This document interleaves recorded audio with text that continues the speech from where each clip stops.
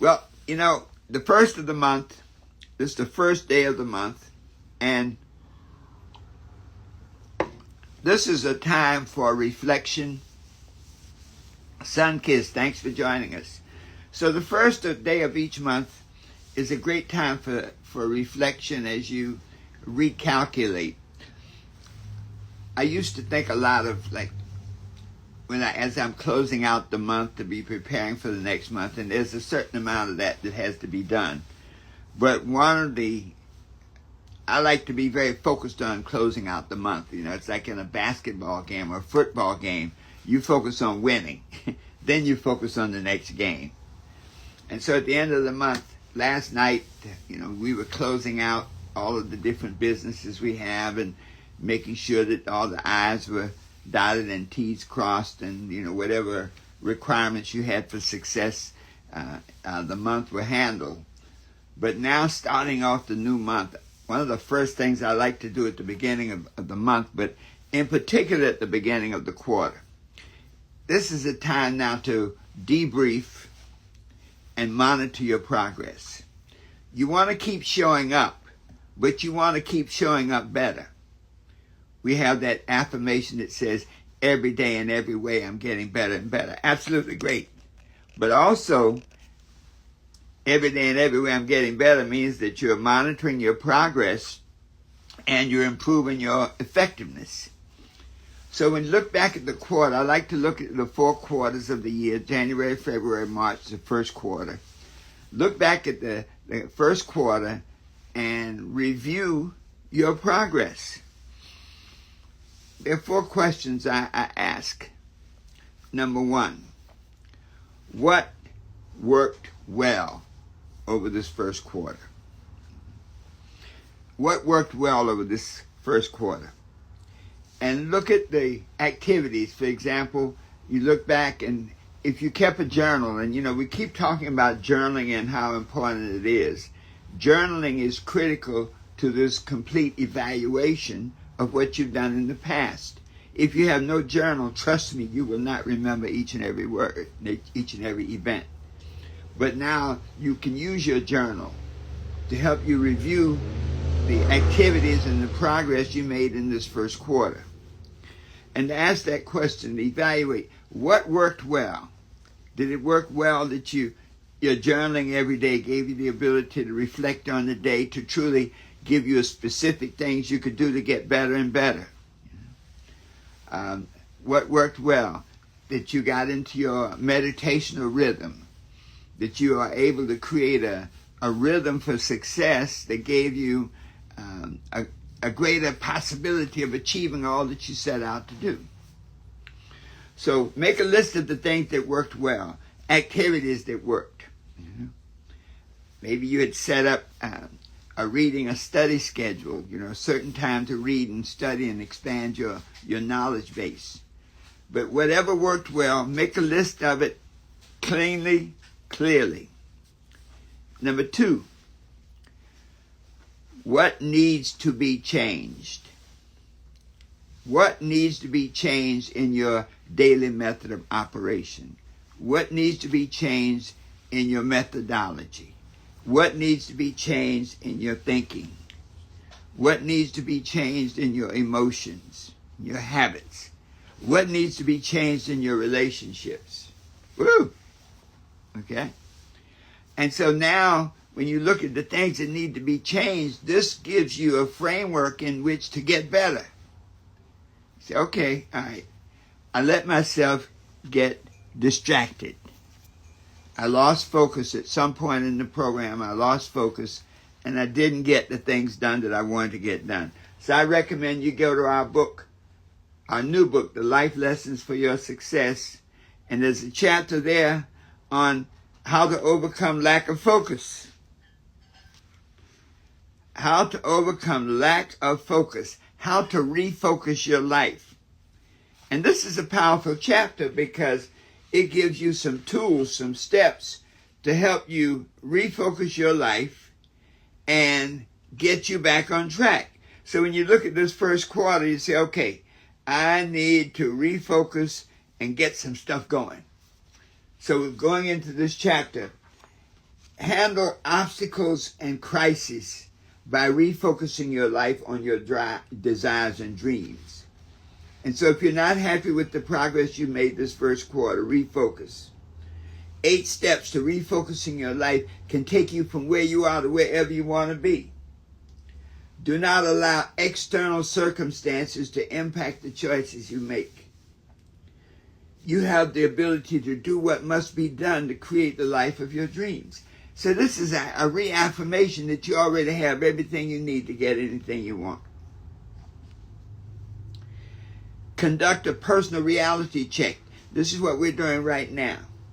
Understands what is happening and how you're handling it. Now this is a biggie now. Take responsibility for what is. If you did not have a very successful month, if this first quarter sort of threw you off, you let yourself get distracted, you procrastinated about some important things, take responsibility for what is, and then make changes. Create the thoughts, the emotions, the habits, and relationships that will remedy that will fix it, that will improve it, and that will take you where you want to go. Look at the actions that you have to take and stay focused on those actions.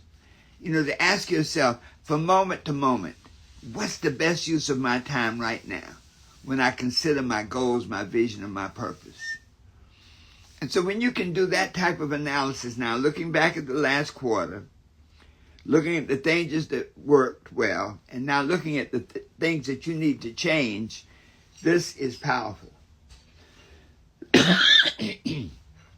The second law of success says, be not conformed to this world, but be you transformed by the renewing of your mind. So when you do this type of analysis now, you have the ability to change the next quarter, the outcomes that you're expecting. You have the ability to improve your methodology, your operation, improve all the things that you're doing now to get what you want.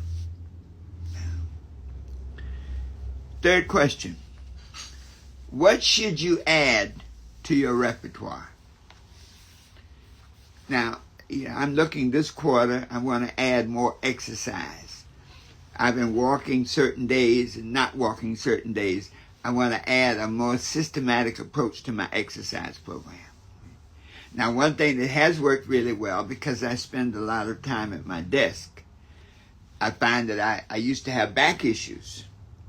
But now I do a certain stretch exercise, a reach exercise, and I have a series of exercises. Take 2, 3, 4, 5 minutes. And that has eliminated that whole thing. So I've literally eliminated the chiropractor by just those certain exercises, being aware of my lifestyle. So what kind of changes do you need to make like that? And what things do you need to add to your repertoire? And then the fourth question, what should you stop doing? Looking back at this last quarter, especially using your journal, you can look at what you've gotten, the results you're getting, and say, okay, I see what I did. I read my journal. I need to stop doing something. Well, you may need to stop permitting people to interrupt you. You may need to, as a result of that, you may need to set up some new barriers, a new level of interference. You know, often when you call some of the top people in the world, you don't normally get them on the phone. Only a select number of people have the direct line to be able to call Les Brown or to call any of the top folks in the world. Only special people have those numbers. So for most people, you have to go through a process. So maybe you need to create some more layers now, because people can get to you a little too easier. So whatever you do, these 4 points, I want to just give them to you again and review them, because these 4 points can give you a methodology and a process to improve, that when you say every day and every way I get better and better, it's not just empty words, but it's a process that you go through. So step 1, to review what is working well. Whatever is working well, you want to step up your game.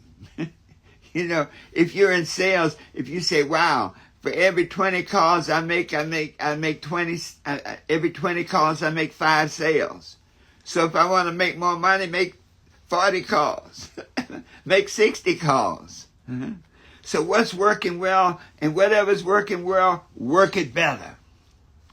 Question number 2, what needs to change? When you look at the things that have been effective, make a list of them and then commit to change them, knowing that you have the power. The law of change says, think a new thought and you get a different outcome. Thank you, Kenya. Thank you so much. Eric, good morning. So when you look at those things that need to be changed, then make a commitment now to change them. Don't just, okay, this needs to change and keep doing the same thing. Einstein says insanity is doing the same thing over and over and expecting a different result. So what needs to be changed, and then commit to change them. Third question, what should be added to your repertoire? What thoughts do you need to add? Maybe you need to say, look, I'm thinking too small. I just did a piece on, are you dreaming big enough? You know, one of my teachers once said, what's your goal? And I said, oh, my goal is to make $1 million a year. And I had it all calculated, $84,000 a month. He said, why not make $1 million a month? I had no answer. Because my thought pattern had not expanded to the level of what my life would look like if I made $1 million a month.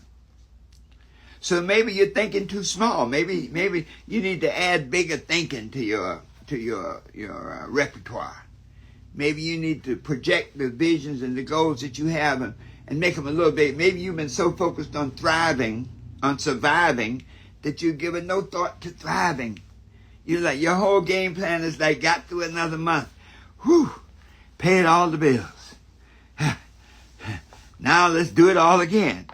Well, if you continue with that mindset, guess what? You will do it all again. So now look, let's go from survival to thrival. So what must be added? New thoughts, new emotions. Maybe you've been a little insecure about doing certain things. Let's clean that up. New habits. I'm concluding that I really need to join a gym pretty soon. I need to go a place and have a specific time to go there to take advantage of some exercise goals I have.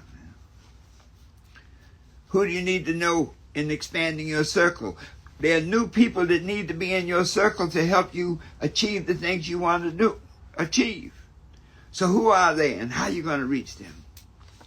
Then that fourth question is, what should be dropped from your repertoire, from your daily method of operation? What are you doing that is not working and you should not continue to do it now? Who is in your life that's not carrying your load and you need to get them out of your life now?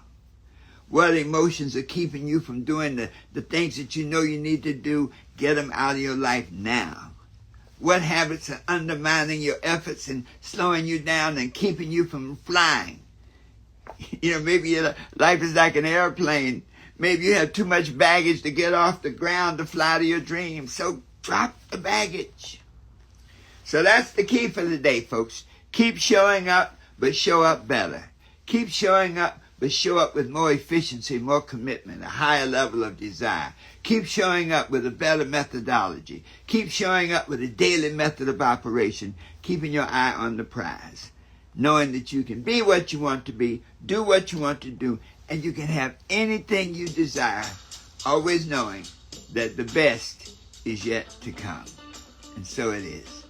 Thank you so much for being with us this morning. Kenya, you got to do a live program with us maybe on Friday. Love to talk with you, man, because I know you're doing some exciting things. And Eric and Tanya and, yes, Sunkiss, thanks to all of you for being here today. So this is Dr. Herbert Harris. I invite you to visit our website, herbertharris.com, and schedule a life consultation so that I can help you get through the tough times to get to the good times. Check out our profile on Instagram, and you have some direct links to our new book, Life Lessons for Your Success, to some of our other materials, our fiction book. If you like hot fiction, you can check out our new book called Tuesday Lover that we published. Anyway, folks, This is Dr. Herbert Harris saying you can be what you want to be, do what you want to do, and get anything you desire, always knowing that the best is yet to come. And so it is. The time to love is here. Let these troubled days be done. And so it is. All right, folks. See you on Friday and Saturday at 8 a.m. Have a great day.